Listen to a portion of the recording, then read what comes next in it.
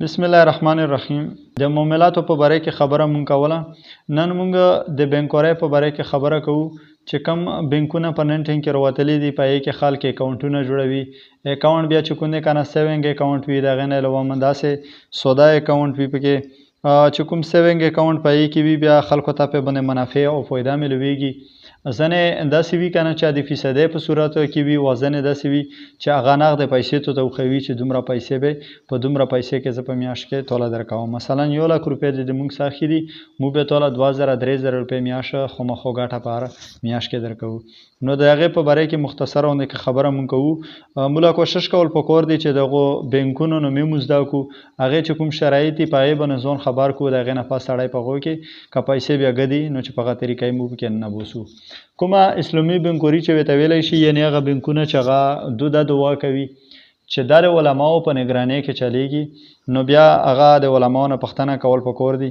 که یقیني ده خبره داسې وي لکه میزان بانک د دغو اسلامي بانکونو په باره کې روڅي چې دا د غټو غټو مفتیانو په نگرانۍ کې چلیږي، او هغو چې کوم سیوینګ سیسټم د دغه لپاره بیا جوړ کړی دی، هغه هم دا وي چې موږ د فیصدۍ په مطابق باندې ډایرکټ نه درکوو چې موږ ته حصه وښوو چې دومره پیسې به درکوو. هغه وی چې موږ د تو پیسې به د مضاربت په شکل کې استعمالوو، او هغې نه پس چې څومره ګټه د تو حق کېږي هغه به درله درکوو. نو تو موږ 1,00,000 روپۍ اخلي دي، په دا میاشت کې کیدای شي توله 1,000 روپۍ ګټه راشي، په روانه میاشت کې 2,000، او په درېیمه میاشت کې کیدای شي 1,500 روپۍ ګټه توله راشي. هغه وي چې بس هغه موږ خپله فیصدي ویله ورکوو.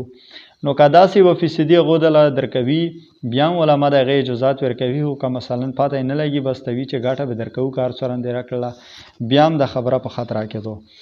دوامه خبره د هغو بانکونو په باره کې ده چې هغه پرې باندې توله سود درکوي، او سود هم پرې باندې تړلی درکوي. درته سوپا وي چې به په 1,00,000 روپیو ته موږ کله کېدی نو موږ به توله دومره پیسې درکوو، روپۍ ډایرکټ دې ته وښوي.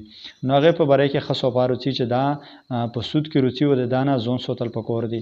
یو سړی که اکاونټ جوړوي صرف د خپلو پیسو د کېښودو لپاره، نو بیا به ساده خبره وکړي چې کله فارم ډکوي ته ویلي چې مولا د سوایي پیسې به هم نه راکوي، او په دا باندې چې مولا کوم سیم کولویږي، او په هغې باندې مولا کوم منټونه میلویږي، کوم SMS میلویږي، یا کومه MB مولا میلویږي، دا زه نه استعمالوم. او که توله یې درکوي مو ته به هغه په خپل استعمال کې نه راولې، ځکه چې د مو تو پیسې بیا د بانک والا سره د قرضې په شکل کې پرتې دي چې کلو قرض جر نفع فهو ربا.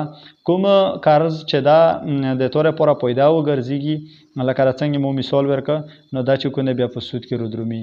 نو موږ چې په بانکونو کې کومې پیسې ګدو، لکه خصوصا دا اوس ټایم کې ABL دی، ایزی بزنس لایف، نو چې دغه بیسیکلی پلان ته مو وکړو، نو دا نه شرکت دی، نه مضاربت دی، نه مو هغو له په کاروبار ورکړي دي، نه هم د هغو څه حساب ده پکې، او هغه مو له د هغې رزونه ګټه راکوي.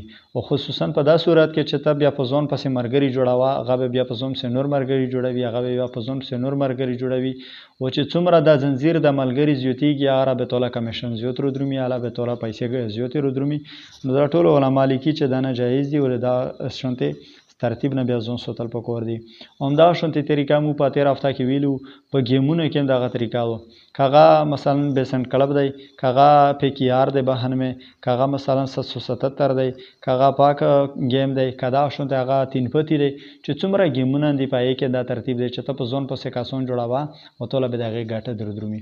همدغه شانتې سود دا په ایزي پیسه کې ورکوي. په ایزي پیسه کې چې کوم دی د ارننګ و د ګټې کولې 15 طریقې دي، او په هغې کې تقریبا چې څومره طریقې دي هغه ټول د سود دي. د هغې نه موږ تاسو ځان وساتو. د سپینو زرو د اخیستو طریقه پکې ده، د سرو زرو د اخیستو طریقه پکې ده، او دا شانتې د ډایمنډو د اخیستو طریقه پکې ده، او هغه ته سوپا وي چې به یې ته موږ 1,75,000 2,00,000 روپۍ کېدی، نو توله به ډېرې دومره ګټه بیا مو درکوو. او دا شانتې په هغې کې یو قسم ته گیم دی چې په هغې کې د لکونو روپو شی وي، هغه ته په 1 روپۍ باندې واخله، او که وده ورته شی دی تو دی، که ونه ورته خپلې پیسې توله بیا واپس کوي. او دا شانتې پکې د انویټیشن سیسټم دی چې ته کله په ځان پسې ملګري جوړوي، هغه توله بیا ګټه درکوي. دا ټولې طریقې علما لیکي چې دا صحیح نه دي.